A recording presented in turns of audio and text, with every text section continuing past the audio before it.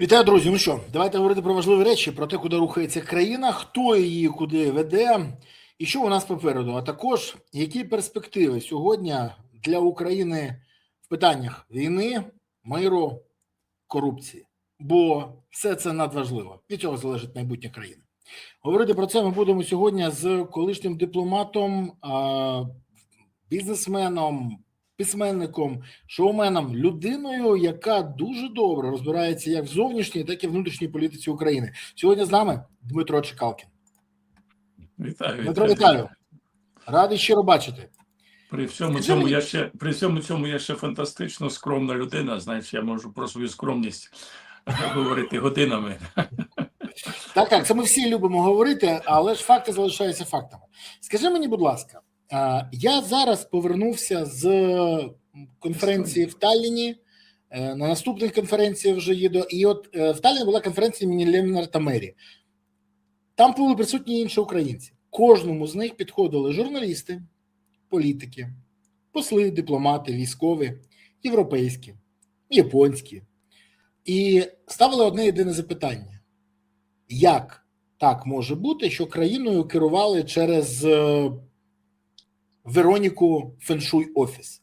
Бо для держави, яка обирає варіанти прийняття рішень на підставі порад будь-якої гадалки, не знаю, знахарки, ворожки, таролога, астролога, нумеролога, ще якогось уролога, проктолога, але обирає саме так, а не на підставі рішень синтенків, інституцій, розвідок і всього іншого, ну до такої держави ставляться з підозрою, чи можна взагалі прогнозувати дії, і чи можна взагалі якось співпрацювати. Чому я запитую? Тому що всі казали про це і запитували. А зараз як приймають рішення на підставі той же самої Вероніки чи іншої? Питання стає руба. Як ти думаєш, чи вплине цей скандал, поки що скандал, на ставлення наших партнерів до України? Знаєш, я останніми днями часто згадую слова тодішнього президента країни, яка була колись Республікою Радянського Союзу, слова, які я почув від нього на одному приватному заході в Лондоні рівно 10 років тому, ну трошки менше, тому що це вже після обрання Трампа було. Тоді в 16-му році він мені сказав: ти знаєш, ми ніколи не зможемо збагнути всіх інструментів, всіх аспектів цієї гібридної війни, які веде Росія проти своїх сусідів. Тоді він згадав того демона кремлівського Суркова, сказав, що ця людина, яка взагалі може бути такою небезпечною для майбутнього країн, які оточують Росію, тому що згідно його формулою стабілізація, як відомо, конституційного ладу всередині Росії можливо виключно за рахунок розпаковки хаосу по периметру. І оця розпаковка хаосу, вона якраз і відбувалася за рахунок того, що всіма можливими засобами впливали на керівництво країн, знаходили отаких ворожок, які нав'язували їм свої думки, знаходили персонажів типу Трампа і Орбана, які готові були відпрацьовувати російські наративи, якими психологічними інструментами, як на них впливали, зокрема, і якими там феромонами їх обкурювали під час особистих зустрічей. Ми ж знаємо, що навіть свого часу Маск втратив свідомість під час перебування в кремлівських палатах, і багато хто спілкувався з Путіним і тримав відстань від нього там менше 1 метра, завжди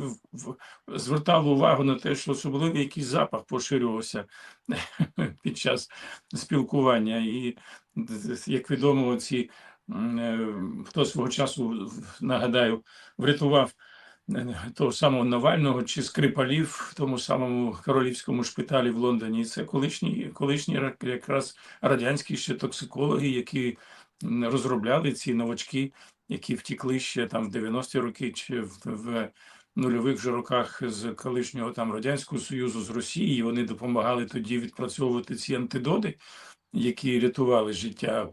Перше отруєння Навального, потім отруєння Скрипалів. На жаль, не врятували. Ну, не врятували Литвиненка, да, але ж саме тими самими отрутами він був і отруєний. Але ж тих, кого отруїли отрутою гібридної російської війни, їх же не десятки, їх же десятки, сотні мільйонів. Але скажи, будь Тому ласка, а в твоєму житті ти ж ще пам'ятаєш, як за радянських часів готували спецслужби, скажімо так, тих, хто впливає на маси екстрасенсів, гадалок, ворожок, колдунів. Ти пам'ятаєш ще ці практики, які використовувалися і тоді, ну тому що на це натякають наші партнери. Вони кажуть, а ви впевнені, що за цією Веронікою не стоять російські вуха? І от ти знаєш, не впевнений, зовсім не впевнений.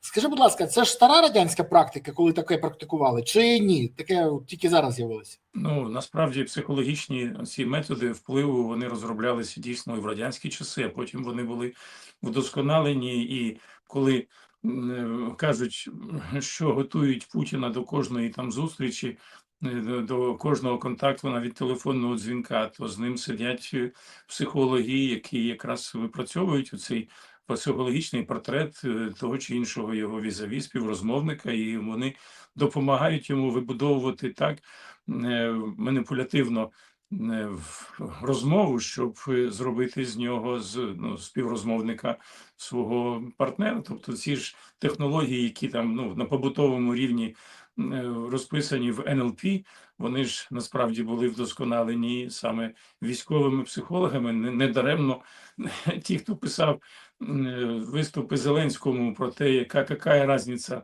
як названа вулиця і какие там стоят памятники, главное, чтобы она була хорошо заасфальтирована і освіщена. Це наші випускниці нашого військового інституту, які сьогодні очолюють кафедри психології в Московському університеті імені Ломоносова. Тому ніякої таємниці тут немає, що свого часу на цьому нашому, я буквально позавчора в Вінниці зустрічався з нашими однокашниками, випускниками Західного факультету, Східного, але свого часу в офісі президента Януковича працювали троє наших випускників, і як за дивним збігом обставин всі вони були випускниками цього сумнозвісного саме факультету спецпропаганди. Тому недооцінювати цей вплив. Да? І коли кажуть, що Путін там працює з 16 годин з документами в себе там десь в Огарьова чи на Валдаї, то це ж не документи про те, як покращити роботу каналізації десь в Енгельсі і прибрати лайно з вулиць цього 200-тисячного міста, а саме на те, як таким лайном заповнити голови реципієнтів цієї російської пропаганди по всьому світові. Тому і сьогодні я ж не даремно цю завжди повторював на всіх зустрічах з британськими, з американськими дипломатами. Повторював, що коли ми навчалися, там було 50-60 випускників цього факультету спецпропаганди, а сьогодні їх тисячі, і вони вже по всій Москві розкидані, ці інформаційного забезпечення, інформаційно-психологічних технологій. Декілька факультетів в рамках сьогодні вже університету імені військового університету імені Олександра Невського працюють саме в цьому напрямку. І достатньо ж просто почитати, це ж невеликий секрет, відкрити Вікіпедію, почитати концепцію гібридної війни, яка покладена в основу сьогоднішньої російської військової доктрини. 75% всіх сил і засобів використовуються саме на інформаційно-психологічну обробку як свого населення, переконати їх в тому, що у нас тут укронацисти всі тут, яких там мальчиків в трусиках розпинають. Так само і реципієнтів цього телемарафету переконати їх, що в нас один найвеличніший тут лідер сучасності, про якого Мендель ще там 5 років тому писали, що це людина, перемога якої вартувала більше, ніж всі українські революції разом узяті. А сьогодні вона, як ми знаємо, називає його наркозалежним психопатом і цим нарцисом з ознаками параної. Ну, ти знаєш, Мендель це взагалі, до речі, Мендель ідеальний маркер селекції кадрової політики Зеленського. Ідеальний просто. Це маркер, який, хоча з іншого боку, я бачу, що це синдром колишньої, класичний так само. Але знову ж, там таких величезна кількість. Арестович, а інше. І кожна такого, навіть ці 5-6 успішних менеджерів вже отримали підозри в корупції, окрім одного, Татаров, але про нього ми поговоримо трохи пізніше. Скажи мені, будь ласка, хоча ні, почекай, треба ж звернутися до наших глядачів. Друзі, у мене до вас прохання. Ви дивитесь цей ефір, як завжди ми працюємо до вас, але просимо підтримайте цей ефір Поставте вподобайку зараз. Якщо вже це зробили, ми щиро вам дякуємо. Це важливо. Ваша активність допомагає співпрацювати з алгоритмом Ютубу. Якщо ще не зробили, натисніть. Ну, натисніть ви на ту вподобайку, це секундна справа. До речі, вподобайка, лайк або файник, неважливо, тисніть. На ще прокоментуйте, поширте відео і підпишіться. Це теж дуже важливо.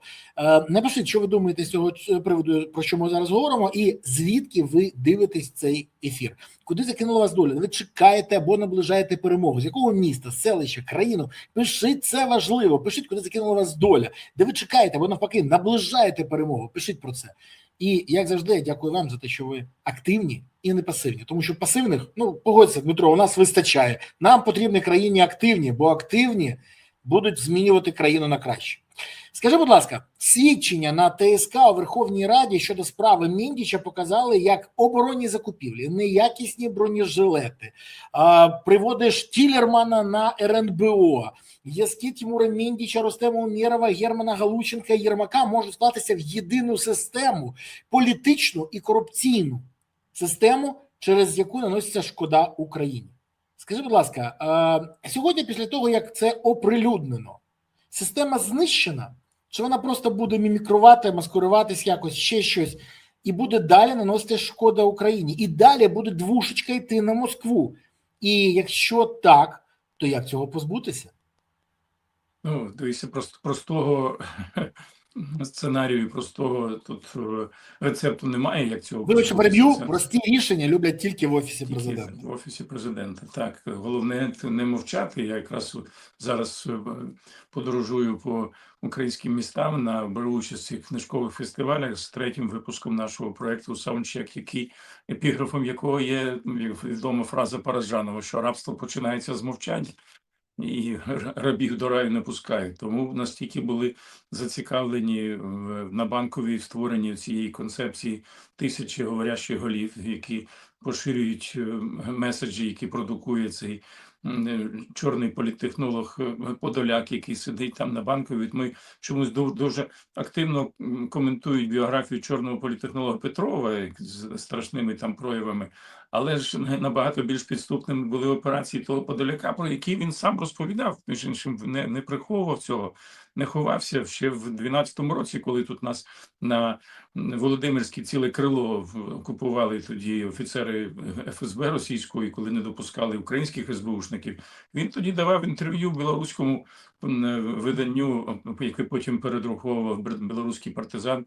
Мені показував тоді це якраз інтерв'ю Павло Шеремет перед своєю загибелью, де вихвалявся тим, як він чудово себе тут почуває, заробляє на тому, що відпрацьовує ці завдання російських політтехнологів, натравлює одну частину суспільства на іншу, не тільки в Україні, але й за кордоном, грузин на росіян, росіян на грузинів. Тобто він абсолютно був свідомий того, що він працює з російськими спецслужбами, а сьогодні ця людина сидить на Банковій, і вона є головним координатором цієї ж мережі так званих позитивних блогерів. Ну, я уявляю собі, якими сумами вони користуються, да, досі, хоч немає там вже того самого Арестовича Єрмака, але ж мережа була розбудована, я ж кажу, мені додзвонювався той самий Міндіч, питав так зухвало, скільки буде коштувати, щоб я розвернувся на 180 градусів.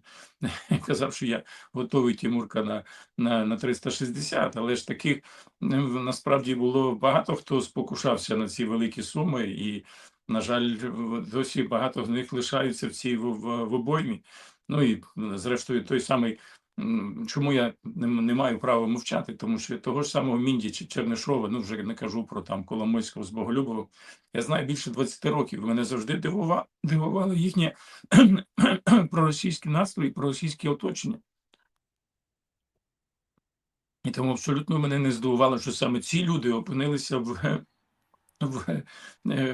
в кооперативі «Династія». Я колись влаштував скандал там на ювілеї у цього Чернишова, коли там були присутні гості з Москви вже 7% території. І там приходять і разом з цим Павлом, який освятив союз кумів Чернишова, вірніше, Зеленського і Єрмака, настоятель Лаври проголошує там знову ж таки проросійські якісь меседжі і тости. Ну, тобто, просто я не мав права про це мовчати. В мене так сталося, що такий унікальний досвід, більше 1000 всяких банкетів проводив за 30 років своєї такої практики застільної, починаючи з президентських прийомів там в палацах президентів в Єрусалимі чи в інших там містах світу, як в тому ж Лондоні, який я згадав нещодавно. Тому і розумів, наскільки розголужена тут ця мережа. Я часто наводжу цей приклад. Колись в 90 роки ми товаришували з колишніми нашими ще радянськими колегами, тоді вже російськими дипломатами, і тоді для нас Росія була певним чином навіть зразком для наслідування, тому що в них була свобода слова, демократія. Ми тут приймали авторів програми «Кукли», того самого і Шендеровича, і Ігоря Артєнєва. В Києві співпрацювали з ними, а в нас тут жодне видання карикатури на першу особу не могло собі дозволити. Так от, на певному етапі була така там родина одного дипломата, з якою там ми товаришували і запрошували їх сюди до Києва свого часу. І потім, це було наприкінці 90-х, я кажу, коли вони були набагато більш налаштовані проєвропейські і прозахідно, ніж Україна. І навіть серед всіх країн Північного Сходу тоді, серед всіх країн Сходу Європи Україна була найбільш авторитарною державою. Ми заздрили тоді, навіть Білорусі тоді, коли там були вільні свободні вибори. Так от, цей, можна назвати його ім'я, це Леонід Петров, колишній консул там в Ізраїлі, потім в Відні, генеральний консул. І ми знали, що в нього погони там під піджаком. Не знали, хто він там, чи СВРщик, чи ФСБшник. Але якось вже пройшло багато років, ми з ним не бачились. 2009 рік я заходжу в Легран Кафе, був такий на музейному провулку в Києві. В кінці зали сидить там людина, яка мене запрошувала, знову ж таки, там для організації якогось ювілею. А тут бачу, краєм ока сидить Льоня в якійсь компанії. Я за старою ще армійською такою звичкою: «Льоня, привіт, товарищ полковник!» Він так стискає мене в обіймах, говорить: «Сволочь, говорит, вообще-то я давно вже генерал, а здесь я не Льоня, а Вова». Я тоді дізнався, що він туди-сюди їздив кожні 2 тижні, як на роботу, в нього було прикриття. Він успадкував ще від свого там батька і діда навіть найбільшу колекцію в Росії там нумізматичних певних там колекцій, періодів. І саме завдяки цьому в нього були контакти по всьому світу, і він тут набував свою тут мережу корисних ідіотів або агентів.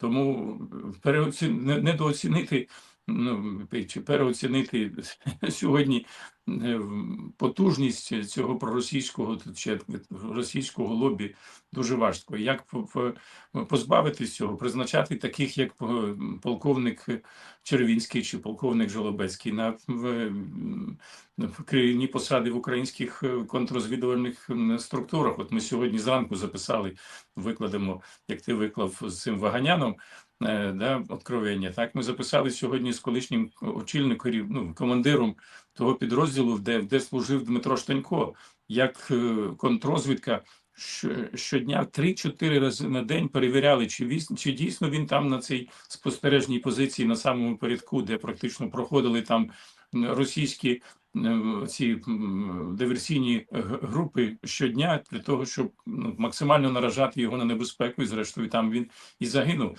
Та людина, яка була тут таким викривальником першим, якщо б дійсно тоді звернули увагу провідні мас-медіа України на ті записи брата Єрмака і дали їм відповідний розголос, то не було б такого, як сьогодні, коли я хотів процитувати те, що пише Сильгіль Мусаєва. Насправді ми є свідками величезної трагедії щоб найстрашніші моменти нашої історії країною керували люди, які виявилися катастрофічно некомпетентними, цинічними і абсолютно відірваними від реальності. Але ж невже це було незрозуміло в 19-му році? Я весь час нагадую, ми тільки з Володією Ар'євим вдвох повторювали ці дві страшні суми. 470 мільярдів доларів, те, що фігурувало по справах в американських судах, коли перекваліфікували діяльність цього в угруповання злочинного група «Приват» з фінансових махінацій на діяння найбільшої в світі взагалі групи по відмиванню грошей, на рахунку якої 470 мільярдів доларів, не мільйонів.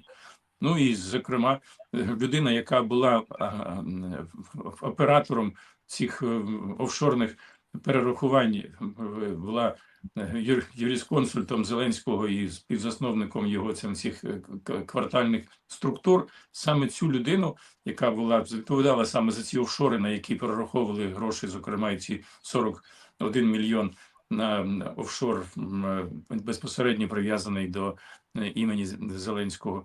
І саме цю людину призначають на посаду керівника СБУ. Ну як можна людину без жодного військового державного досвіду? Ну вже не зрозуміло, до чого це може призвести. І як таки раз свідчив твій співрозмовник Ваганян, це ж і призвело до таких астрономічних масштабів, коли не вистачало навіть мінівенів для того, щоб завести готівку, да? І там вертольотами її доставляли в центральні офіси СБУ. Ну так це ж було легко передбачити. Після таких призначень до чого це призведе, якщо людину ветеринара призначають керівником РНБО, якщо призначають А якщо продюсери керують майже всіми напрямками, давай відверто казати.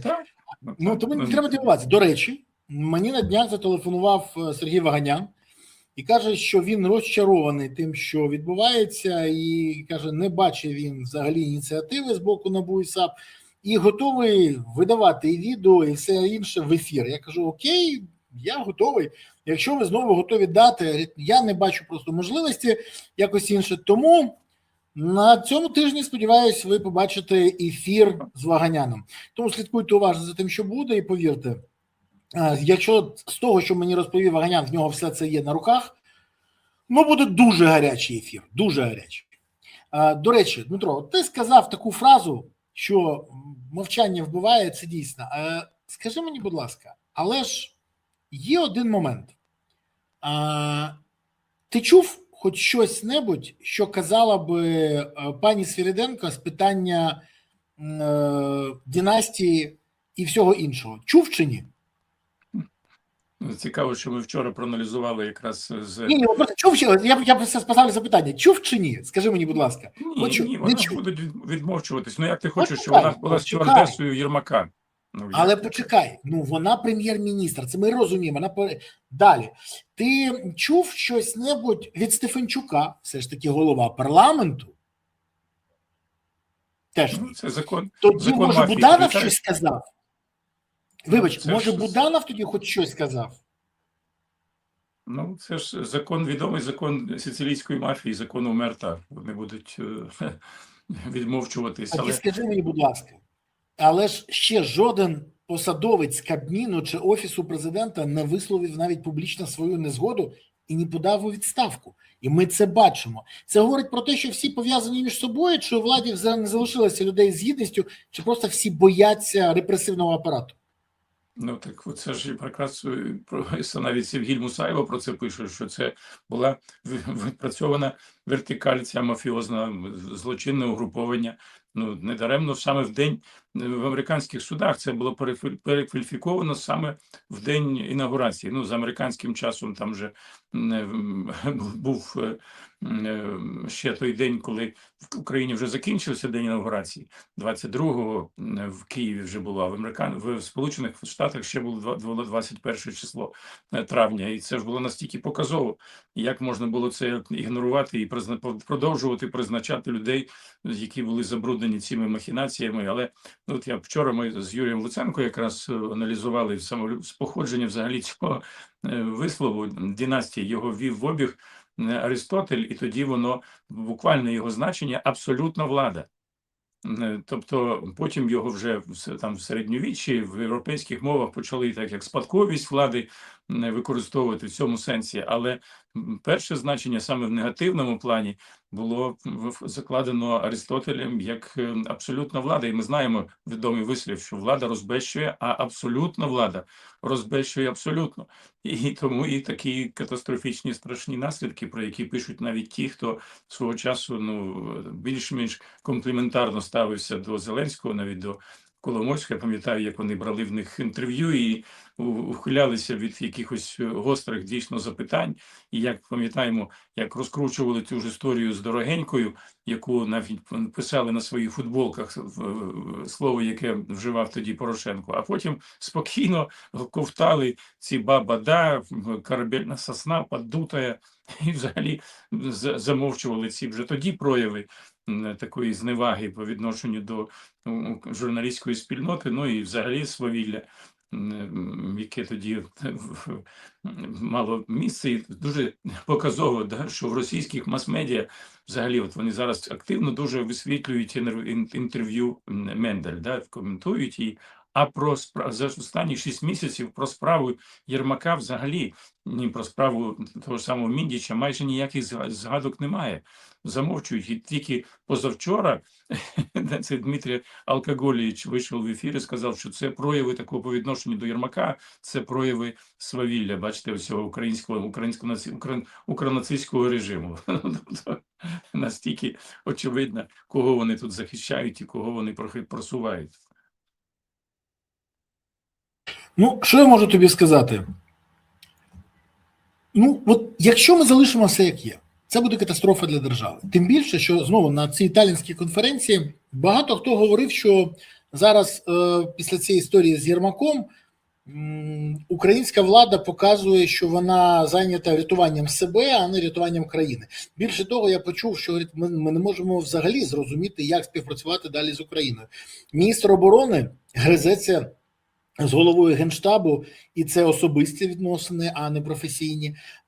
В уряді ніхто не приймає рішення, всі бояться щось приймати, бо на Банковій поки не до них, і так далі, і так далі. Єдине, що мені сказали, працює тільки один блок. Знову, це кажуть наші партнери, які моніторять, збирають інформацію і по які можуть робити висновки. Працює тільки один блок – силовий, який контролює Татаров. Цю фразу, коли я почув, я кажу, а ви знаєте, хто такий Татаров? Я був здивований. І вони кажуть, дивіться, якщо ми живемо в іншій країні, це не значить, що ми ігноруємо факти, які відбуваються в вашій країні. Тому що гроші ж ми вам надаємо, ми повинні розуміти, куди. І от в них запитання. Сьогодні посилюються силовики. Вони кажуть, що в країнах зі слабкою демократією завжди силовики перехоплюють владу.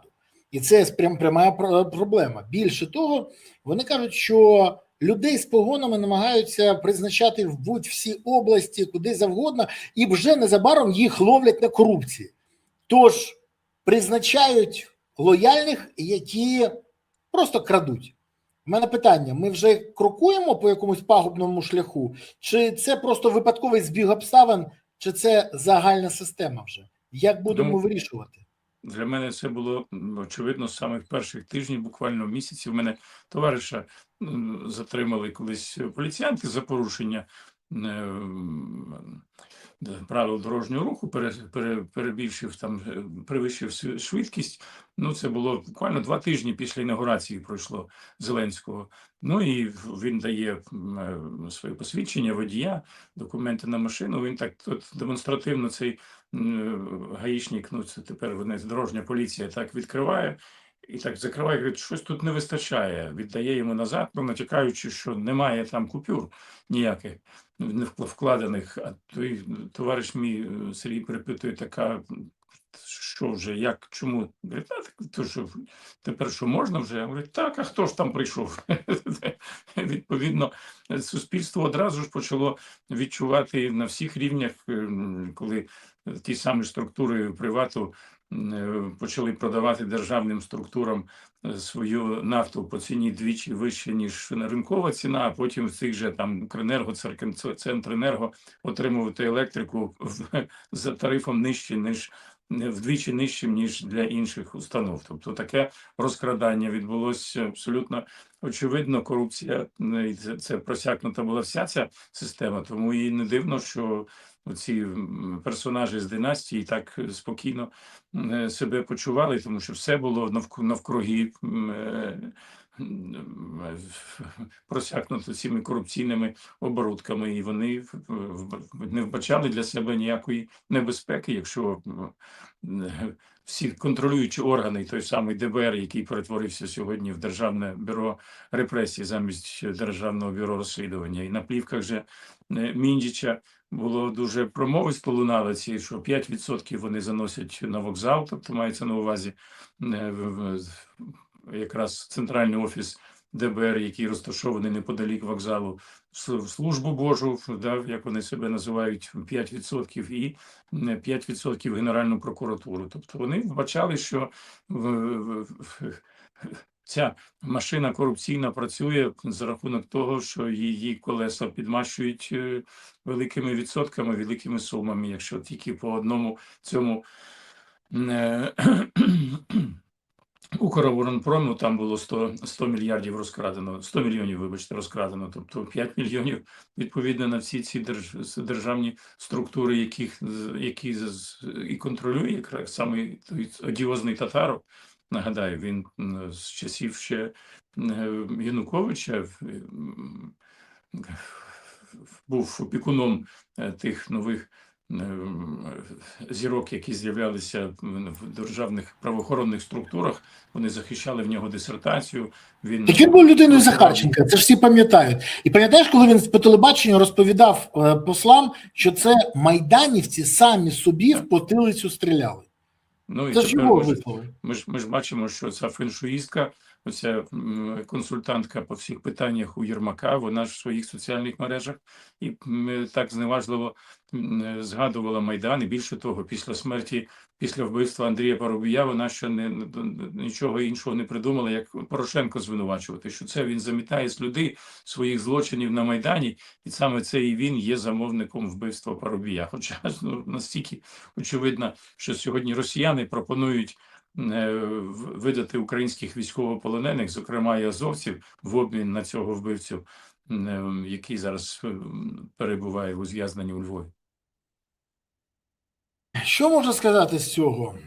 У нас дуже складна ситуація. У нас вкрай складна ситуація, з якою треба якось виходити. Але поки що, спостерігаючи, що відбувається, я не знаю взагалі, як долати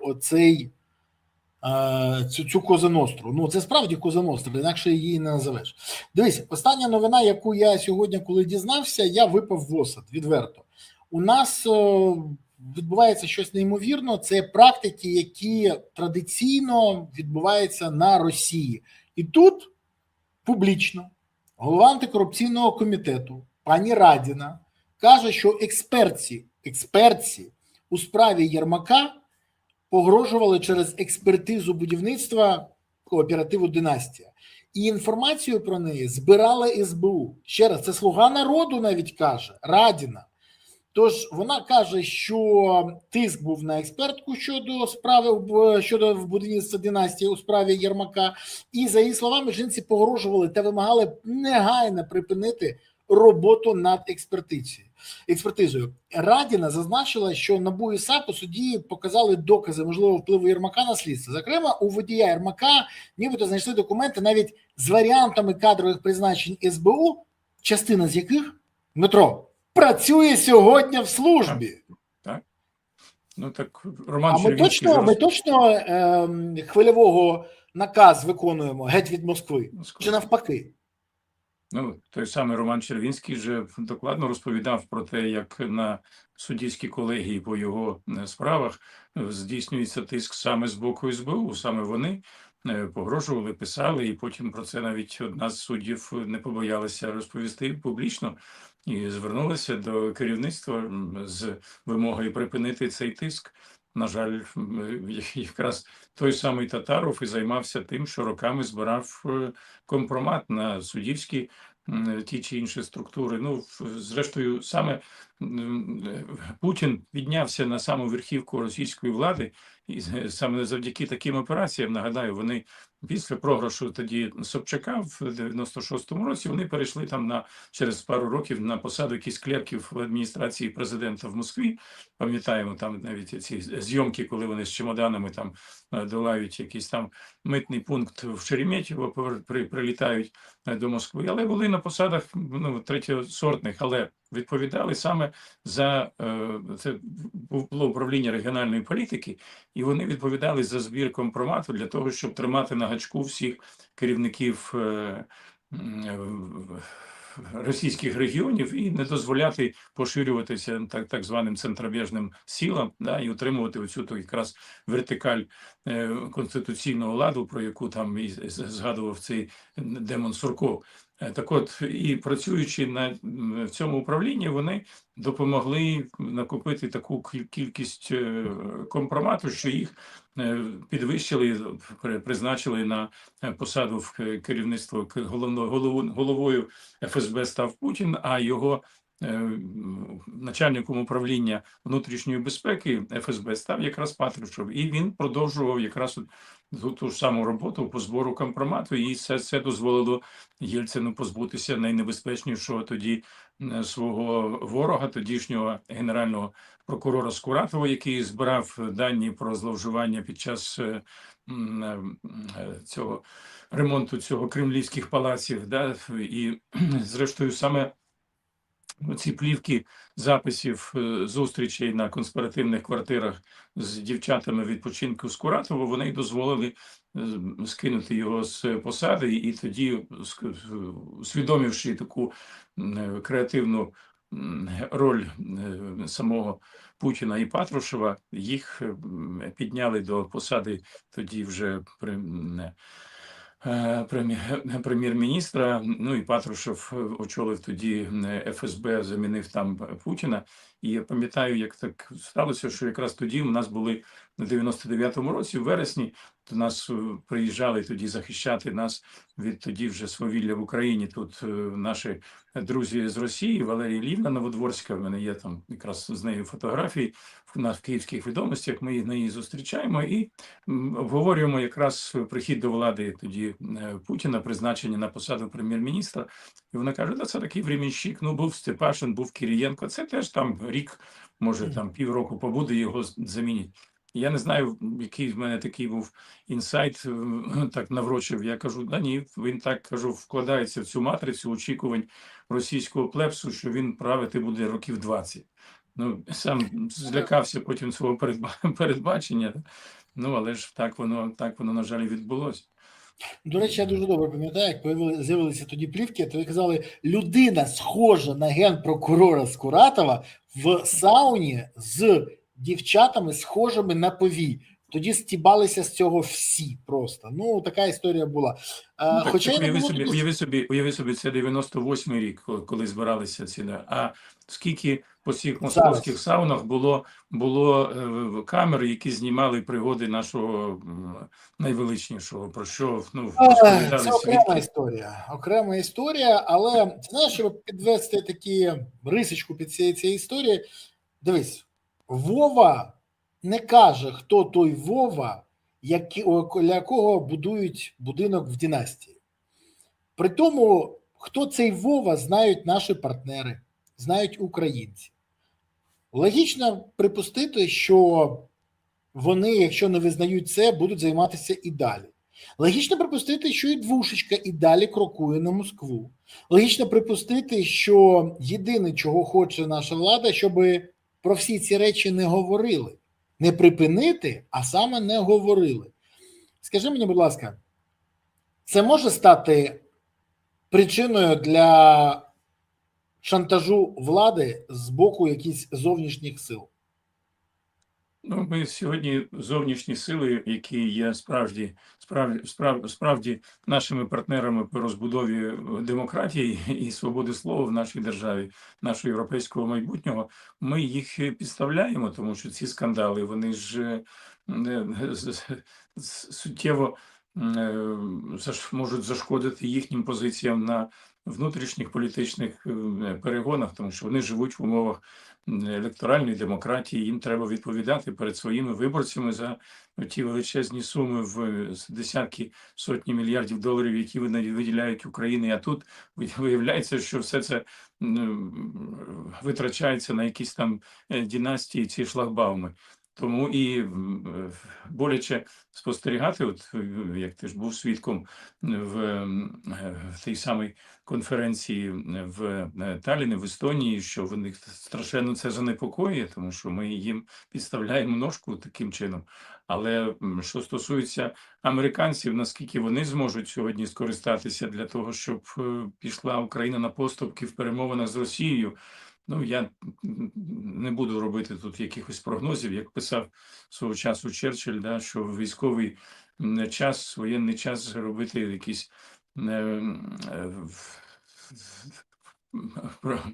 заглядати занадто далеко, недалекоглядно. Наскільки там зараз вистачить у Трампа часу і можливості скористатися цим для того, щоб повісити собі там якусь зірочку, да, він перестрибнув, то він казав, що 8 війн він зупинив, тепер він каже, що вже 10, кудись 9-та війна подівалася, може якраз зарезервоване місце для зупинки українсько-російського кривавого цього протистояння, але в нього достатньо буде, я думаю, зараз проблем з новими там звинуваченнями. Він готується все ж таки до цих midterm elections, які мають відбутися вже за 5 місяців. Ну, тобто мені важко сказати, наскільки вправними будуть американські сьогодні перемовники, дипломати для того, щоб змінити тут у нас ситуацію в наших перемовинах з Росією.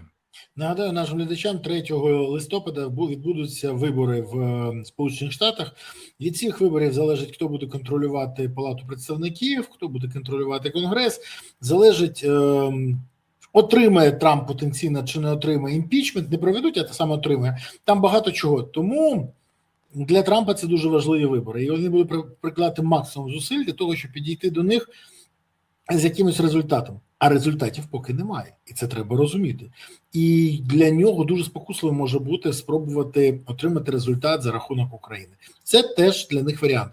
Бо для Трампа не важливо, як закінчиться війна, йому важливо галочку поставити, а після цього ще, якщо буде можливість отримати Нобелівську премію, джекпот, це просто твікс, солодка парочка. Ну, але цікаво сьогодні там коментар побачив. Насправді невідомо ж, до кого першого прилетять ці чорні лебеді, до Путіна, до Зеленського, до Трампа, але головні чорні лебеді по відношенню, які захищають інтереси України, це наші дрони і наші ракети.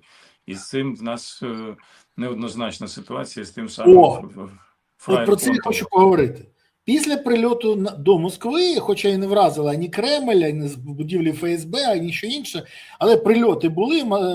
Московська область, як кажуть, Московський регіон, зустрів СВО. СВО повертається в родную Говінь, не Гавань, а Говінь саме. І в цій Говені відбулось бурління. Народ почав волати, розповідати про те, що це відбувається, а на за що українці, москвичі не воюють, це інші регіони, бити по них. Ну, це можна реготати, дивлячись на це, але ж це факт. І почали писати про те, що це точно демілітаризація України, це точно все йде по плану. Велика кількість росіян почали задумуватись про те, що війна повинна якось закінчуватись. І от тут з'являється от такий, зараз покажу, допис.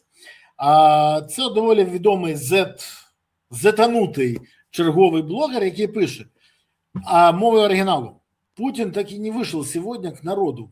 Россия после того, как ВСУ устроили крупнейшую бомбардировку со времен Великой Отечественной войны, бомбардировку столицы страны. Вся эта элита делает вид, как будто ничего не произошло. Кто-то боится выйти из бункера, кто-то не хочет отсвечивать в период войны, не привлекая внимания к высокородной персоне. Но, может, наконец-то зададимся вопрос, а зачем нам такой президент, который боится быть со своим народом в войне, которую сам и устроил? Он не знает, как в ней победить, как ее закончить, как из нее выйти, и просто тянет время в надежде, что все само собой рассосется. Но так ли ведут себя лидеры и вожди? Прячутся ли они в бункерах, когда их столицы бомбят, или находятся с народом в самый тяжелый момент времени? Путин боится и не готов рисковать собой, поэтому не посещает Белгород с Курском, Туапсе и Крымск. Путину страшно без присутствующих ФСОшников даже встречаться с собственными министрами и дипломатами. Путину страшно выйти на Красную площадь после 9 мая без гарантии безопасности со стороны Трампа. Так если он всего боится, может, пусть лучше передаст место другим, кто не страшится пули исторических вызовов. Не, ну а что? Давайте президентом России сделаем барабанный дриб. Того же Сергея Кириенко. Да он и всей этой кремлевской шоблы, но хотя бы не боится с автоматом в руках посещать Донбасс. А Путин когда последний раз был в Белгороде? Да чего Белгород? Он уже в Москве боится появляться. А Кириенко не только на фронте бывает, но и первым назвал СВО полноценной войной. Да и корни у него хорошие. Как раз на фоне провала стратегии Путина позволит наладить отношения з українцями. Дмитро, а що це було? Це паблік, який має величезні охоплення. Це паблік, який зараз цитують. Це обговорюють всі Z-канали.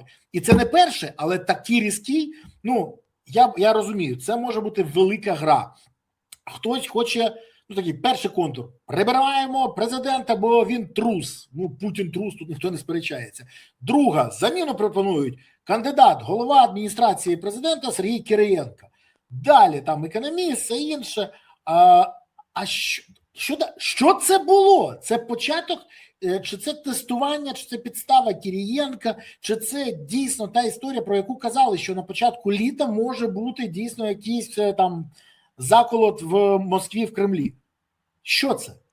Ну, про це ми, між іншим, з полковником Червінським, з полковником Жолобецьким в наших інтерв'ю, да, і нагадаю, що це справжній український герой-розвідник, автор цієї операції «Авеню», яка перетворилась на Вагнергейт, і обговорювали, що перше, що ми мали зробити після початку повномасштабного вторгнення, це асиметрично відповідати і створювати такі канали або перекуповувати канали, от мільярди доларів, які розкрадалися на цих так званих шлагбаумах, да, їх мали використати саме для протидії в інформаційно-психологічній війні. Якщо вони витрачають 75% своїх сил і засобів на боротьбу саме в інформаційно-психологічній сфері, то де наші контрдії?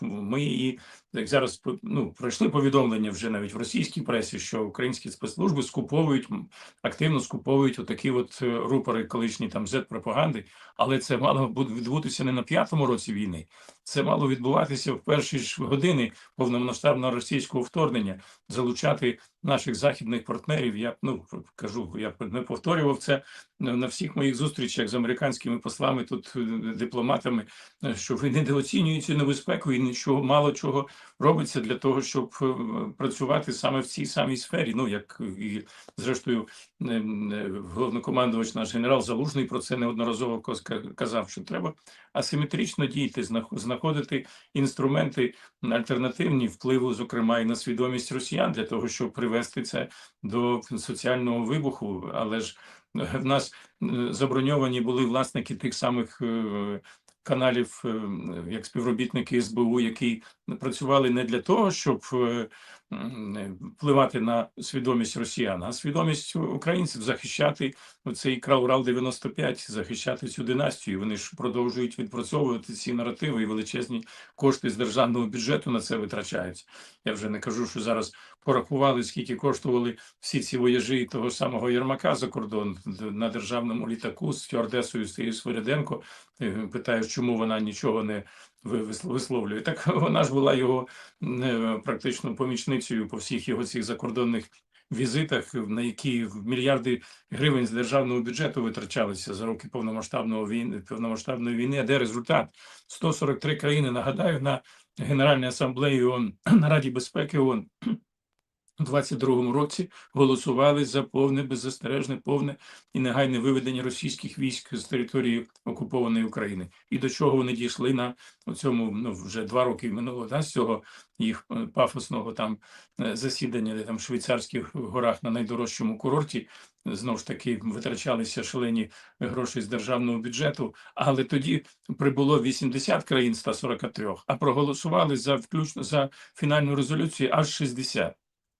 дехто потім ще й відкликав свої підписи після цього, як отримали там якісь погрози там від Росії чи від інших країн-союзників Росії. Ну, тобто, на жаль, в цьому плані страшні прорахунки. Те, що зараз начебто от почали скуповувати ці телеграм-канали російські з великої аудиторії, ну це нарешті хоч щось почали в цьому напрямку робити, але чому це, як і ці ракети, які долітають, і дрони до Москви тільки на 5-му році війни, так і саме в цій царині інформаційного протистояння були втрачені 4 роки.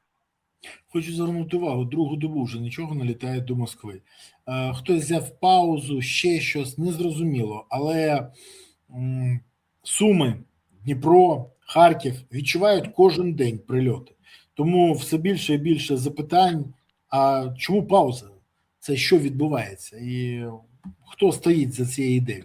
Друзі, в мене прохання, я дякую вам, що ви дивитесь цей ефір. Поставте вподобайку, прокоментуйте, поширте відео і підпишіться. Це все важливо. Це надважливо, це допомагає каналу, а вам це допомагає отримувати самому першому інформацію. Тому напишіть зараз, що ви думаєте з цього приводу, що почули, і напишіть, з якого міста ви зараз спостерігаєте цей ефір. Місто, країну, селище, регіон, район, область. Пишіть, це важливо. Пишіть, куди ви закинула доля, де ви чекаєте, або ви бажаєте перемогу. Пишіть. Зараз ми завжди аналізуємо нашу географію. Дмитро, дивись, при всьому цьому, до речі, в Талліні на одній з панелей виступав генерал Ходжес, генерал Залужний, генерал Меріло. Меріло – це головнокомандуючий естонських сил. І вони обидва там дуже компліментарно в його бік казали, от це, що написав Залужний в цій статті, збувається.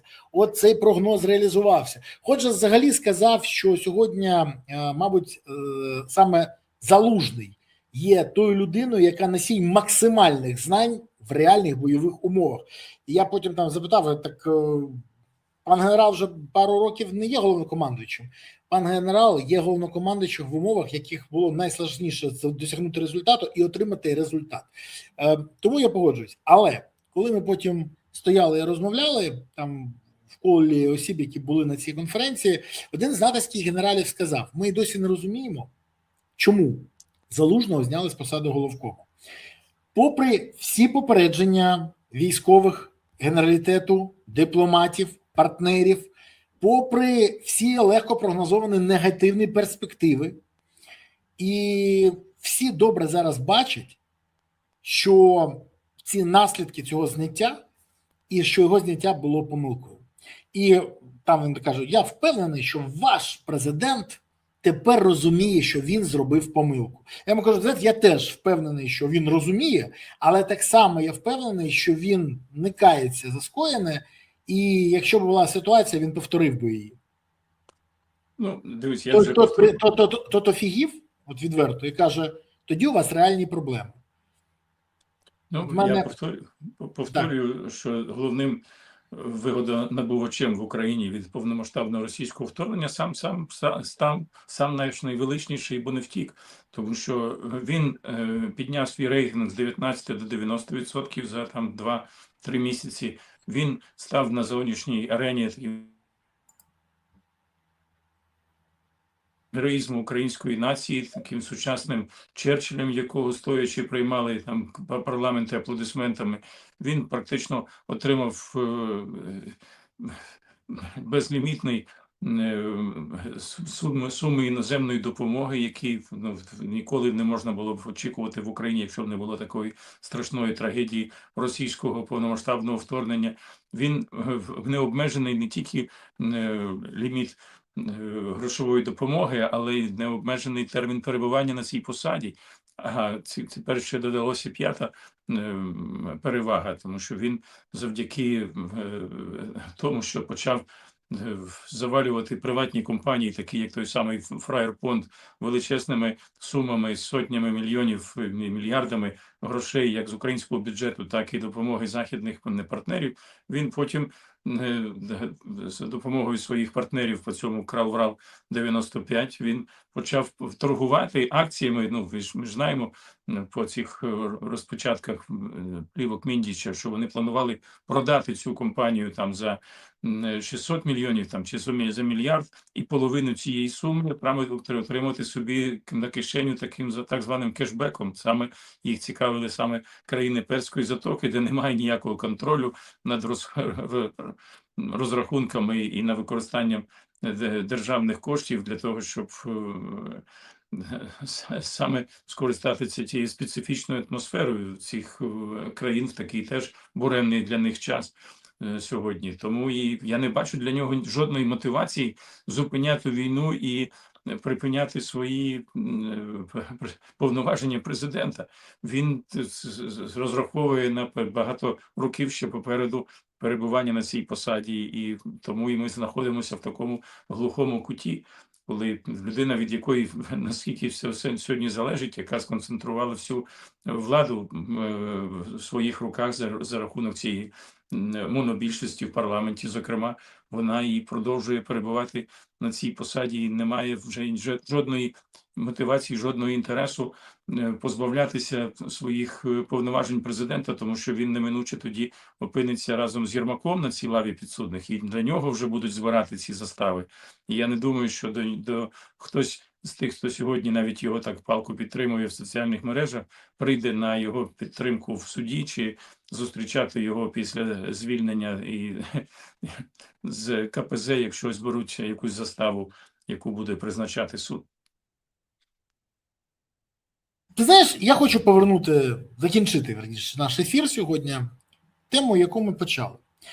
Пам'ятаєш заяву Семена Кривоноса і пана Клименка, очільника САП, що Зеленський не є людиною, проти якого проводяться будь-які процесуальні дії, не є підозрюваним у цих справах, бо згідно закону України, ми всі знаємо, поки він президент, проти нього діє імунітет. Це є роз'яснення Конституційного суду України, всі це пам'ятають. Процесуальні дії проти нього заборонені, їх не можна вести.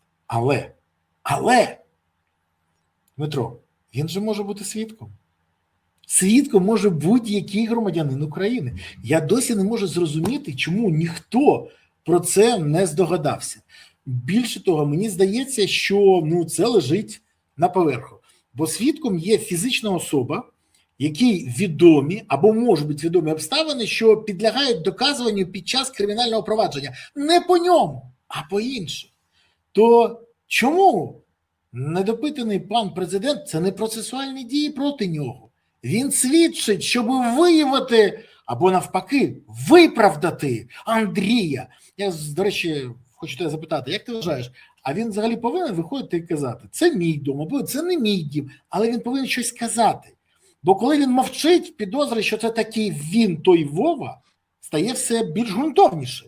Бо якщо це не його, вийди і скажи, більше того, якщо ти віриш, що Єрмак святий, внеси в нього заставу своїх грошей, це ж логічно. То в мене запитання, як ти думаєш, чому НАБУ і САП не скористалися нормою, яка дозволяє попросити свідчення у президента і допомогти з'ясувати обставини? І чому Зеленський не хоче казати, що це не його дім, або що це його дім? Хоча чого це не хоче казати, що його дім, я добре розумію. А чому він не каже, що це не його? Тому що тут якось треба щось казати. Це ти абсолютно правий. Це дійсно існує сьогодні соціальний запит, і хоча ми будемо там уникати якогось прямого тиску на незалежні антикорупційні органи, той самий НАБУ і САП, але звернутися безпосередньо до самого нашого верховного головнокомандувача, верховного дипломата: Вова, не мовчи, дай роз'яснення, поясни свою позицію по цьому питанню. Скажи, що, можливо, ти нічого не знав, що це просто за твоєю спиною, але, знову ж таки, чого ж той Максимка, якого я пам'ятаю ще багато років тому, зовсім юним хлопчиком, охоронцем Коломойського, чому саме він їздив туди на зустріч до Міндіча на Грушевського 9А і щось там, якісь документи, чи то відвозив, чи от отримував.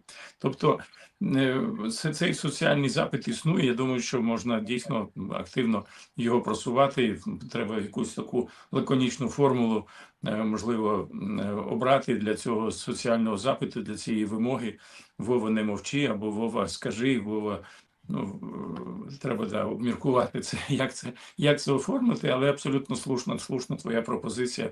Я думаю, що це було б на користь і українському суспільству, щоб ми, зрештою, зупинили це сповзання до авторитаризму, до диктатури, тому що от в мене лежить на наших книжкових полицях книжка дружини Владислава Сікорського, сьогоднішнього міністра в закордонних справ Польщі, пані Ен Еппельбаум. А покажи, будь ласка, її в кадр. Автократія Incorporated, де вона розписує всі якраз ознаки, наявні сьогодні, на жаль, в багатьох країнах світу, просування автократії, навіть диктатури, і ми, на жаль, бачимо наявні ознаки цього явища і на теренах України, і наші спільні зусилля мають бути докладені до того, щоб зупинити цей процес.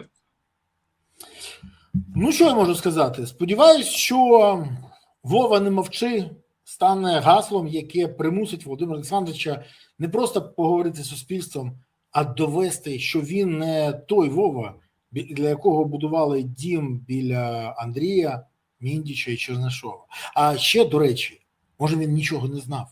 Може це був сюрприз для нього. Може готували. Або навпаки, це взагалі не той Вова. Це для Вови Гройсмана або для Вови Пашиняна, батька Миколи Пашиняна, прем'єра Вірменії, або для Вови Міятовича. Вов вистачає. Головне розібратися. Так хочеться знати, бо ця клята невизначеність не дає людям спати. А взагалі, хочу сказати тільки одне. Сьогодні кращі сини і доньки України б'ються не за те, щоб якийсь Вова будував собі будинки династії. Але точно вони б'ються за те, щоб у нас не було практики Росії. І треба називати речі своїми іменами. Якщо це не будинок Зеленського, Зеленський повинен вийти і сказати, це не мій будинок. Якщо це його будинок, він повинен вийти і визнати, що це його будинок. Бо мовчання нагадує тільки одне, що він не знає, як відповісти, а принцип, якщо не знаєш, як робити, роби все по закону, реалізовувати не хоче. Дмитро, я дякую тобі за сьогоднішнє спілкування, за сьогоднішній ефір. Тримаємося, все буде Україна. Дякую тобі, па-па. Абсолютно, тримаємося. Бережи себе та Україну. Дякую. Друзі, ну що, ви отримали багато інформації. Далі працюйте з нею.